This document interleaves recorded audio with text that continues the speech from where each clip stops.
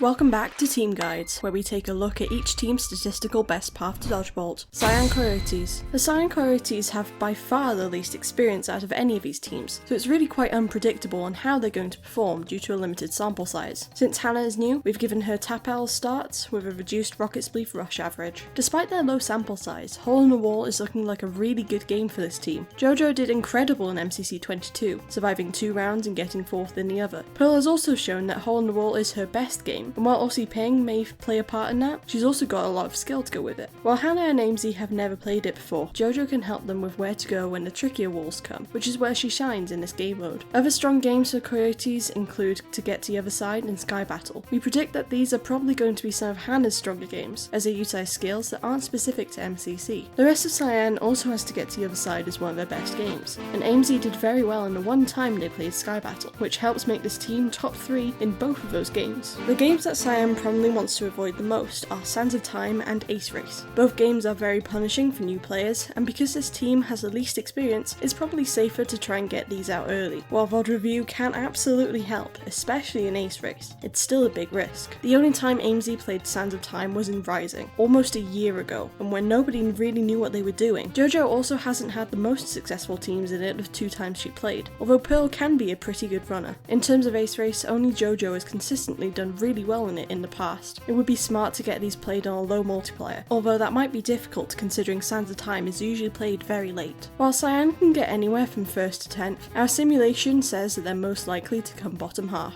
However, the stats for Hannah and AimZ are probably off by a big margin, considering Hannah is new and AimZ's only MCC was on a 10th place team, so the fact that our simulation says they can still get 1st despite this is a very promising sign. Aqua Axolotls. The Aqua Axolotls are a pretty hit or miss team, with all but 2 of their 12 games lying in either the 1st to 3rd range or 7th to 9th range, and a 50-50 split as to which one they end up in. There's not really any main category that this team dominates or lacks in, although the majority of their 7th to 9th games are movement. For example, you might expect this team to destroy all of the team games, but they actually only come 7th in Build Mart. On the contrary, you might expect this team to be weaker in PvP, but this team has amazing scores in Sky Battle and Survival games, coming 1st and 2nd respectively. And don't forget that Fruit has a history of leading less PvP inclined teams to victory in PvP games before. The main categorization for downfalls and successes in this team seems to be how heavily a team will rely on each other in a game. For example, they do well in games like Meltdown, Sands of Time, and Survival games, but fall short in the more individual movement games like Ace Race, To Get to the Other Side, and Hole in the Wall. Sky Battle is their one and only 1st place game, largely thanks to Fruit Berries. This team will be heavily relying on him as their main PvPer to be able to lead them through to success. That's not to say his teammates will be useless. They've all done well in the past, with Joel getting 2nd this past MCC, and Sky Battle being his best game. It's quite easy to see why this team is good at Rocket Spleef Rush. These players have all had plenty of practice and know how to use Elytra to their advantage. It also features in both Fruit and Joel's top 2 games, and although Cub and Scar don't score just as high, they've both been improving since their first times playing, and score well enough to give this team a 2nd place score. Meltdown is almost like the opposite of Rocket Spleef Rush. This time it's featured in both Cub and Scar's top 2 games, while Fruit and Joel are the ones not doing as well. But again, it's by no means a bad game for this team game heavier team, leading them to 2nd place. Finally, this team gets 3rd in Sands of Time. Cub and Scar both have Sands as their best time, and Fruit and Joel score decently as well. It's not hard to see that for a team built like this, Sands of Time should pose no difficulties to them. Looking at this team's distributions, this team looks to be pretty variable, with different game orders giving them every placement on the board. However, with a more than 50% chance to make dodgebolt, and an almost 90% guarantee to get in the top half, it's looking like this team will be able to do well. Just how well is the real question. Blue Bats. The Blue Bats placed 1st in the event for 3 of the 11 games, Battlebox, Survival games, and surprisingly Build Mart. This team's highest Build Mart average is thanks to the strongest Build Mart duo in the event, G Nelly and Sylvie. G's average is especially high, only being 2 coins off of the highest average in the event, but there is a large asterisk next to it. G has only ever played Build Mart once, and it was with a lot of other strong Build Mart players like Illumina and Captain Puffy. Even considering that though, Blue is still a really solid Build Mart team, and given some good communication, may surprise some people. While Blue also places 1st in Battlebox thanks to great scores by Sapnap and G, every other game pales in comparison to Blue's best game in the event, Survival games. This is one of the highest scoring games for any team in any game. It should come to no surprise that Sapnap is the biggest reason why. With puns being benched, Sapnap's SG average is the highest in the event by almost 100 coins. In fact, in the past 5 times SG has been played, Sapnap hasn't placed lower than 6th in individual coins. Pairing him with a player like Sylvie, who's had 2 top 5 individual finishes in SG recently, means this game is definitely one Blue should hope is in the rotation. Our pick for the X Factor on this team is Foolish, mostly because it's very hard to predict how he'll do. Foolish has a couple really good games and a couple terrible games, and while that is partially a result of a small sample size, we believe it's a result of which games Foolish can practice. Foolish's best games are Ace Race, Meltdown, Parkour Tag, and Battle Box. It's no coincidence that 3 of those 4 games are most frequently played games on a practice server. This makes sense, practice does make perfect. However, if Foolish wants to make the leap into the best players in MCC, he is going to have to figure out good methods for practicing games that he's not good at, like Sky Battle to get to the other side and Grid Runners. Looking at the distribution, Blue's odds of getting into dodgeball are slim, sitting just over 3%. However, given some good teamwork and a good showing from Foolish, this team could definitely surprise people. If Season 2 has taught us anything, it's that you should never count Sapnap out. Purple Pandas. The Purple Pandas are quite a well-rounded team. They are tied with Lime for the least amount of games they are below the event average in, at only 3. Purple does have some clear strong and weak games however, and is no better example than the PvP games. Every team member scores above their personal average in survival games and Battle Box, making them the top 3 teams in both games. On the other hand, there's also Sky Battle. This is by far Purple's worst game, with 3 of Purple's members scoring way below their personal average. Sky Battle not getting played would definitely be ideal for Purple, as it can have a massive coin differential that could put them behind. Their prowess in some of the other PvP games could be enough to make up for it, but it's vital that this isn't played with a high multiplier. Meltdown is a game that they're predicted to do very well in, but it's probably best to take that with a grain of salt considering Illumina and Krinios haven't played it yet. For the rest of the games, Purple don't have too many standouts. A lot of the games are around average. This means Purple is very flexible, as aside from a late Sky Battle, the games aren't as important to them as they are to other teams. This means they can play around what the teams ahead of them are good and bad at, and vote strategically based on that. One interesting thing to note about this team is that the only person who has played more than 3 times in Season 2 is Illumina. This means that their stats won't mean as much as other teams, but it also makes it even more impressive how well-rounded they are. With a small sample size, it's easy for some stats to be inflated, but this team doesn't care about the standard. The person who showcases this the most is Rocky, who hasn't left the range of 18th to 23rd since MCC 6, and even then he was 16th.